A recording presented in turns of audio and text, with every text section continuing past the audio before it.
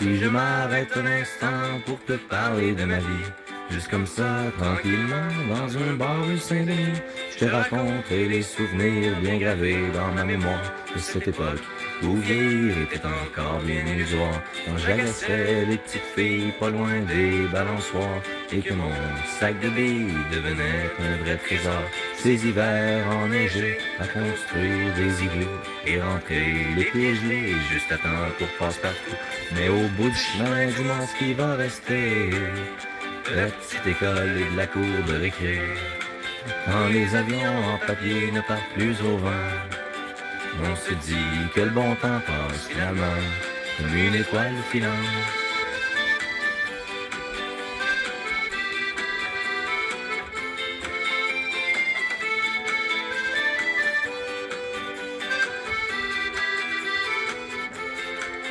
Si je m'arrête un instant pour te parler de la vie, je constate que bien souvent on choisit pas, mais on subit, et que les rêves des TQ s'évanouissent ou se refoulent dans cette réalité crue qui nous embarque dans le moule. La trentaine, la bédaine, les morveux, l'hypothèque, les bonheurs et les peines, les bons coups et les échecs.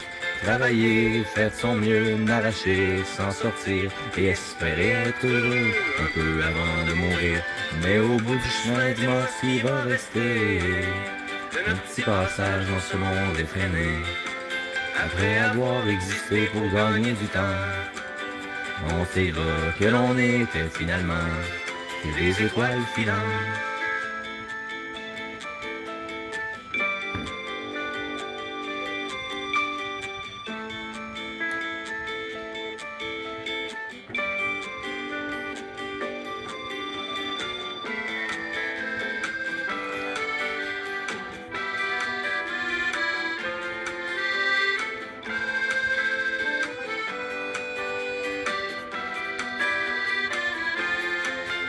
Si je m'arrête un instant pour te parler de la vie, juste comme ça, tranquillement, pas loin du carré Saint-Louis, c'est qu'avec toi je suis bien et que j'ai plus le goût de m'en faire. Parce que tu sais, voir trop loin, c'est pas mieux que regarder en arrière. Malgré les vieilles amertumes et les amours qui passent, les chums qu'on perd en brume et les idéaux qui se cassent, la vie s'accroche et renaît comme les printemps reviennent dans une bouffée d'air frais qui apaise les cœurs en peine.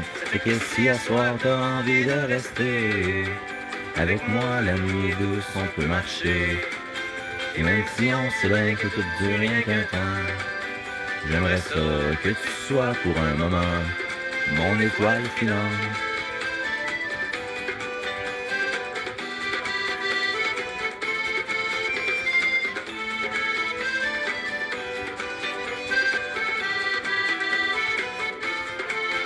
Mais au bout du chemin, dis-moi ce qui va rester.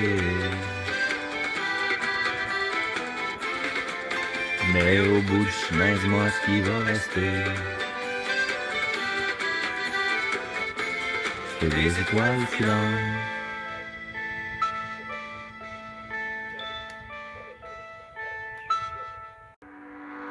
Tu te souviens de ce temps où la vie te semblait plus sweet? Tout ça fait déjà un moment. Des fois on perd le beat. Quand pour fortune t'avais 30 sous et que le bonheur tenait dans ta poche, bien avant de comprendre que tout tient avec la broche. Mets ta tête sur mon épaule pour que mon amour te frôle, toi qui en as tant besoin. Ça fait 10 ans et des poussières qu'on fait face au vent d'hiver. Ensemble on n'a peur de rien. Dis-toi que ce soir, ma blonde, t'es pas seul au monde.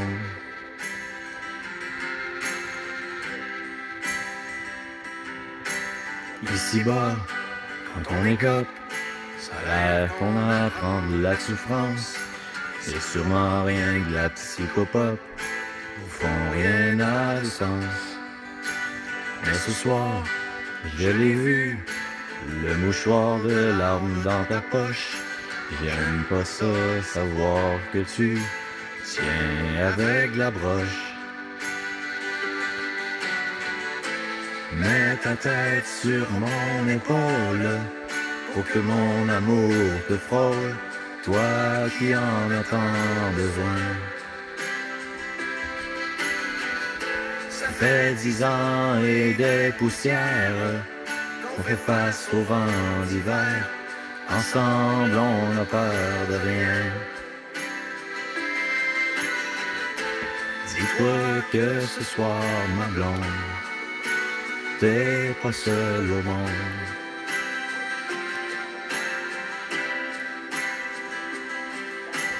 On vieillit, les années passent, et chacun de nous fait comme il peut. On court, on tombe, puis on se ramasse, on essaie d'être heureux. Toute une vie à patcher les trous, du temps qui s'enfuit de nos poches, dans un monde qui partout tient avec la broche. Mets ta tête sur mon épaule, pour que mon amour te frôle, toi qui en as tant besoin. Ça fait 10 ans et des poussières qu'on fait face au vent d'hiver. Ensemble, on n'a peur de rien. Dis-toi que ce soir, ma blonde, t'es pas seul au monde. Toutes les 8 secondes, un enfant crève au tiers-monde. Parce qu'il n'y a pas accès à l'eau et qu'on dit que dans son pays chaud, c'est le soleil qui assèche les ruisseaux. Quand on sait qu'une toute petite fraction de tous ces budgets militaires à la con pourrait abreuver les humains et leur assurer un lendemain d'accident sans laver encore les mains. Alors que toutes les 8 secondes se génèrent des profits immondes. Chez les grandes multinationales qui croient que le droit fondamental d'accès à l'eau doit devenir commercial. Aujourd'hui, la source est cotée en bourse et on se calisse bien de la ressource. On nous dit que c'est inépuisable, pas besoin de gestion viable. Une pièce au bout de l'eau potable. Pendant que les rivières coulent à flot, certains font de l'argent comme de l'eau, sans se soucier des écosystèmes. C'est bien plate à dire, mais ça a l'air que c'est ça le nœud du problème. Hey!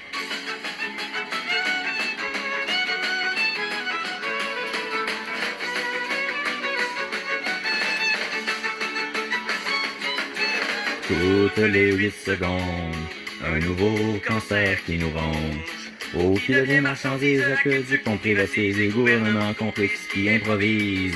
À Montréal, dans les souterrains, ils pompent l'eau qui nous appartient. Payent des peanuts pour le produit, comme ils ont le monopole, font plus de profit que les compagnies de pétrole.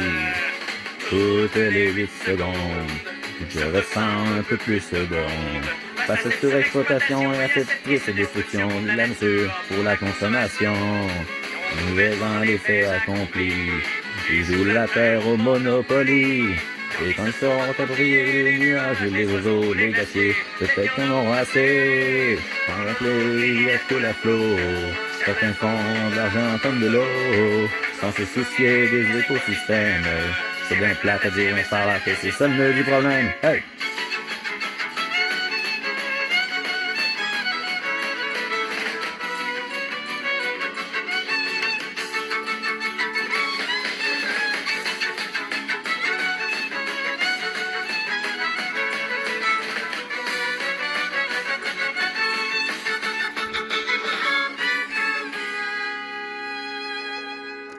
Quand il ne restera que 8 secondes avant la fin de ce monde, on pensera au genre humain qui, à cause de l'appât du gain, aura amené la planète au bord du ravin.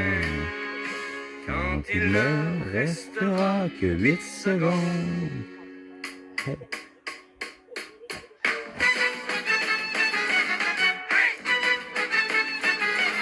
Hey.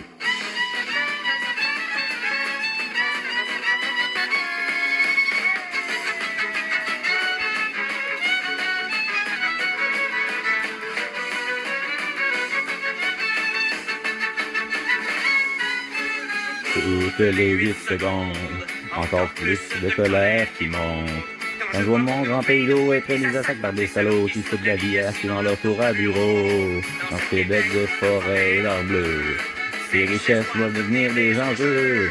Votons les quasi décideurs et devenons des précurseurs citoyens. L'avenir commence à se faire.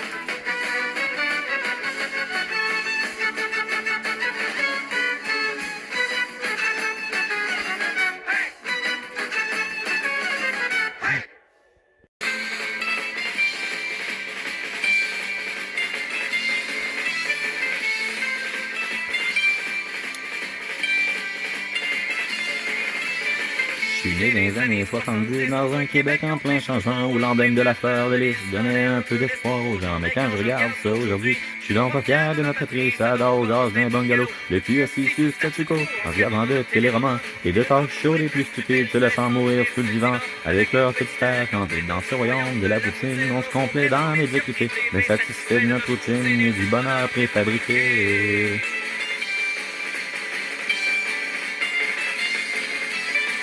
Prendrais-tu un petit gratteux, me dit le caissier au dépanneur, envoie le gros, sors ton petit 2, être millionnaire, c'est le bonheur. Il se met à rêver de samedi, qui va peut-être quitter son taudis, espère toujours maudit moron, t'as une chance sur 14 millions, un stationnement du casino, un gars se tire une balle dans la tête, ayant tout flobé son magot, il avait trop le cœur à la fête, mais le gouvernement s'en balance, il se nourrit à même les gamblers en exploitant leur dépendance, un peu comme le fait un faucheur. C'est ça le Québec moderne, mais moi je mets mon drapeau en berne et j'emmerde tous les bouffons qui nous gouvernent. Si tu rêves d'avoir un pays, ben moi je te dis que t'es mal parti, t'as bien plus de chances de gagner à la loterie.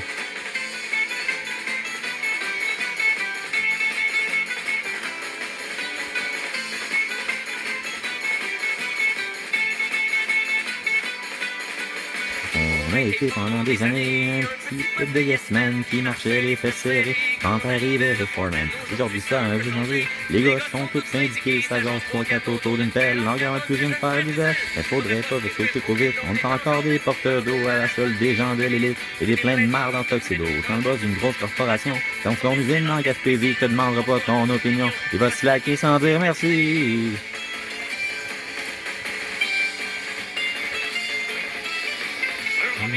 Dans la rue, une grande building en verre, il va passer inaperçu à la sortie des actionnaires. Ce qui compte pour eux, c'est les revenus et non les problèmes de la terre. Pas de ma faute si t'es un trou de cul. Mon important, c'est que je prospère. Un premier ministre fait semblant qu'il s'en fait pour les pauvres gens, alors qu'on sait qu'il est au service des fortunés et de leur business. L'environnement, la pauvreté, c'est pas des sujets prioritaires. On n'entend pas beaucoup parler derrière les portes des ministères. Si c'est ça le Québec moderne, mais moi je mets mon drapeau en berne et j'emmerde tous les bouffons qui nous gouvernent. Si t'es content de ce pays, ben c'est mon homme, c'est ton avis, tu dois être le PDG d'une compagnie.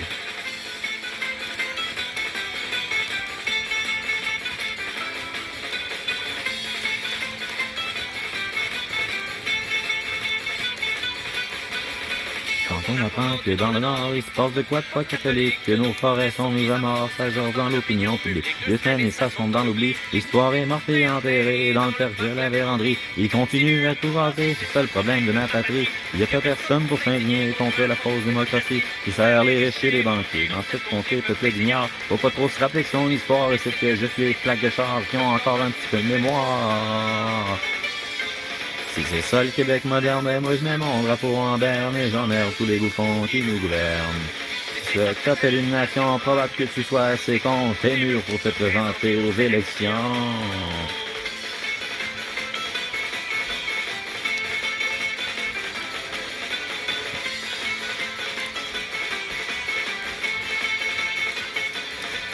Si c'est ça le Québec moderne, ben moi je mets mon drapeau en berne. Si c'est ça le Québec moderne, ben moi je mets mon drapeau en berne.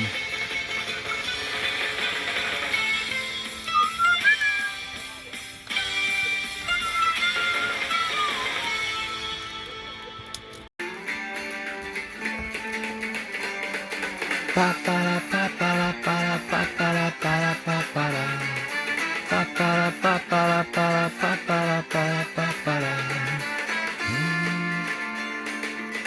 Si tu es pas allé à ses cours du matin, c'est que tu pars ici, que ça lui sert à rien. Il a préféré s'aîner au salon étudiant plutôt que de se faire chier dans un prof emmerdant. Il fait sans ambition, un déconscience humaine, un peu à reculons sans trop donner la peine. Il voulait être comédien, mais ses parents lui ont dit que c'était pas un bon chemin pour être heureux dans la vie.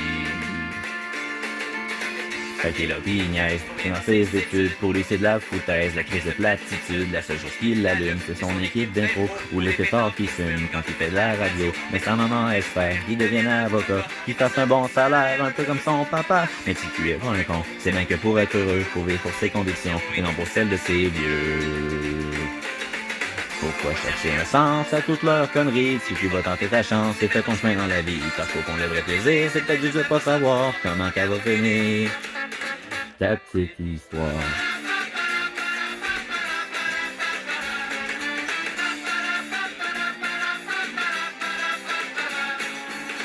Et il y a son grand frère, un genre insignifiant, vendeur de cellulaire, qui pense rien qu'à l'argent, qui lui dit c'est de valeur, t'auras jamais d'ouvrage, parce que devenir acteur, c'est pelleter des nuages, sa vie est toute tracée, il se pose jamais de questions, et en entendre parler, c'est toujours lui qui a raison, sauf que si tu s'en balances, c'est que les gens bornés veulent masquer leur impuissance en essayant de t'écraser.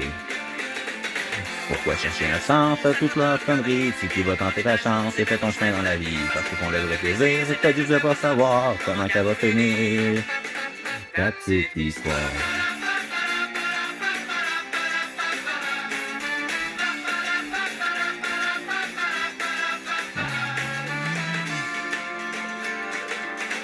Qu'à sa copine, une fille qui est super fine, qui au moins le comprend, et c'est qu'il a du talent, elle lui dit s'accrocher, et continuer à croire qu'il sera peut-être accepté dans un conservatoire, et qu'il y a toujours l'option, même si c'est en attendant, faire la figuration dans les téléromans, parce que pour vivre sa passion, c'est pas regretter plus tard, il faut bien comme de raison que tu commences à quelque part.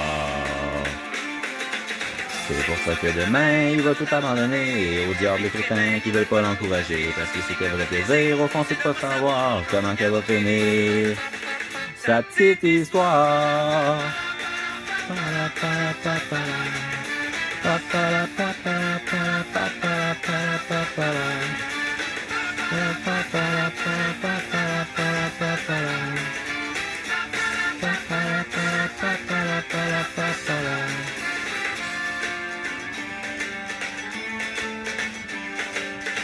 Garder son esprit libre, trouver un peu d'équilibre, pour le récit s'en fout bien, si tu as hâte à demain.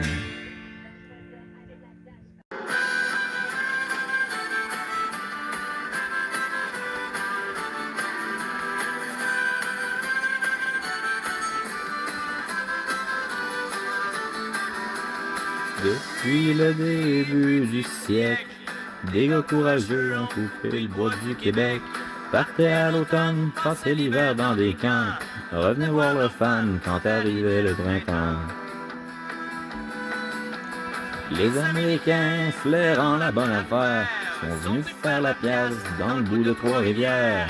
Ça va nous faire de la job pour les Canadiens français. Baptisez vos usines, puis nous on vous donne la forêt.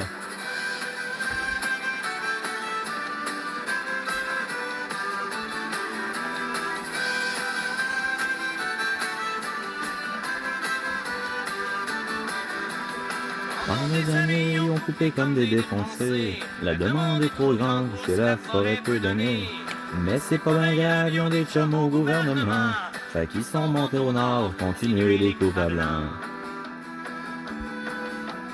Les Amérindiens, ceux qui chassent de père en fils, ont voulu leur parler, ils sont fait dire un peu chez vous. C'est pas avec vous autres qu'on va faire des bénéfices. Pour nous, un caribou, c'est bien plus beau sur un 30 sous.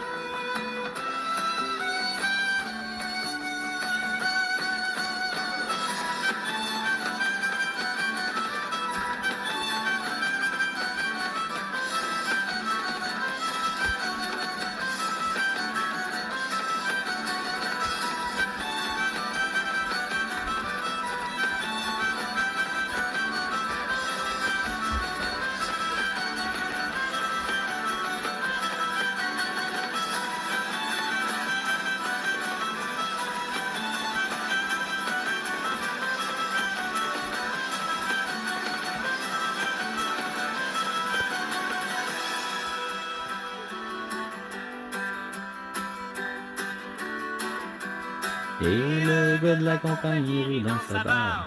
C'est qui le con qui a dit que l'argent poussait pas dans les arbres? Et le gars de la compagnie rit dans sa barbe. C'est qui le con qui a dit que l'argent poussait pas dans les arbres? Et le gars de la compagnie rit dans sa barbe. C'est qui le con qui a dit que l'argent poussait pas dans les arbres?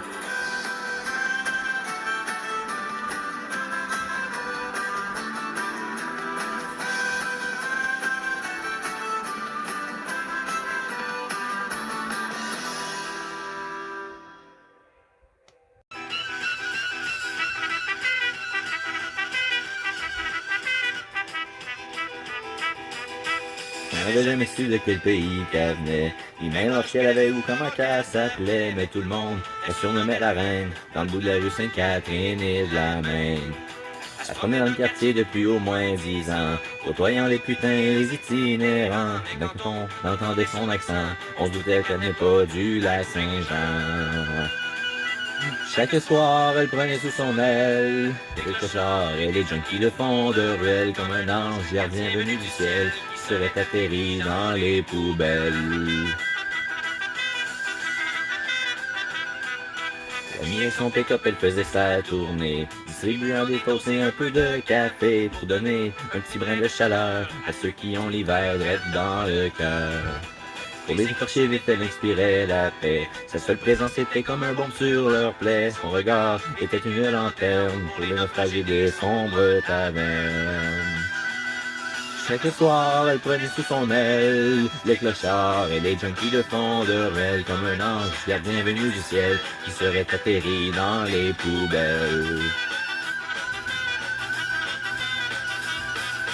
Selon ce que dit Polo, un chauffeur de taxi, elle aurait fui la guerre pour immigrer ici. Il y a de cela une couple de décennies, quand on tue son petit gars pis son mari. Et ce qu'elle aurait trouvé pour s'accrocher à vie, c'est de s'occuper des pauvres et des plus démunis. Au lieu de vivre, rester éternellement, elle avait maintenant des centaines d'enfants. Chaque soir, elle prenait sous son aile les clochards et les junkies le fond de ruelle comme un ange gardien venu du ciel qui serait atterri dans les poubelles.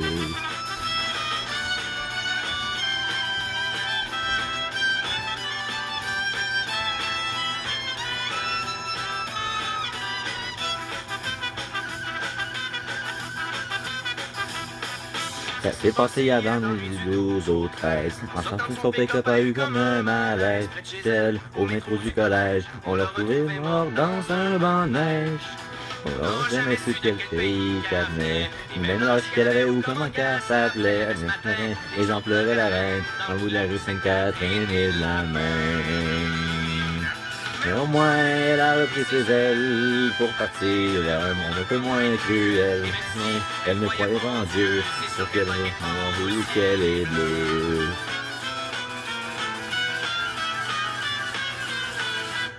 Oh yeah! Il ne reste que quelques minutes à ma vie. Tout au plus quelques heures, je sens que je faiblis. Mon frère est mort hier au milieu du désert. Je suis maintenant le dernier humain de la terre.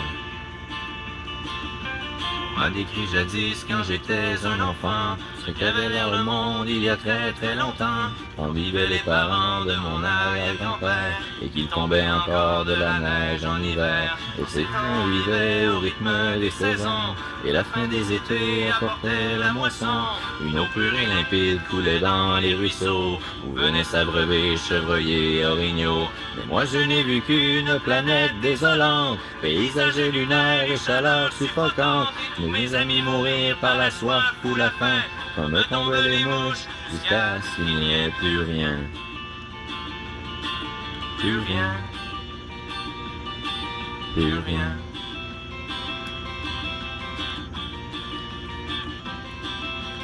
Il reste que quelques minutes à ma vie.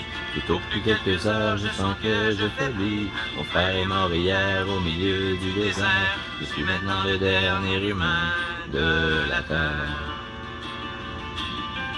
Ça a commencé il y a plusieurs années, alors que mes ancêtres étaient obnubilés par des bouts de papier que l'on appelait argent, qui rendaient certains hommes vraiment riches et puissants. Et ces nouveaux du ne reculant devant rien, étaient prêts à tout pour arriver à leur fin. Pour s'enrichir encore, ils ont rasé la terre, pollué l'air ambiant et tari les rivières. Mais au bout de 100 ans, des gens se sont levés et les ont avertis qu'il fallait tout stopper. Mais ils n'ont pas compris cette sage prophétie. Ces hommes-là ne parlaient qu'en termes de profit. C'est des années plus tard qu'ils ont vu le non-sens, quand la panique ont déclaré l'état d'urgence, quand tous les océans ont englouti les îles, et que les inondations ont frappé les grandes villes. Et par la suite, pendant toute une décennie, ce fut les ouragans et puis les incendies, les tremblements de terre et la grande sécheresse. De tous les visages, on lisait la détresse. Les gens ont dû se battre contre les pandémies, décimés par millions par d'atroces maladies. Et puis les autres sont morts par la soif ou la faim, comme tombent les mouches, jusqu'à ce qu'il n'y ait plus rien. Plus rien. Plus rien.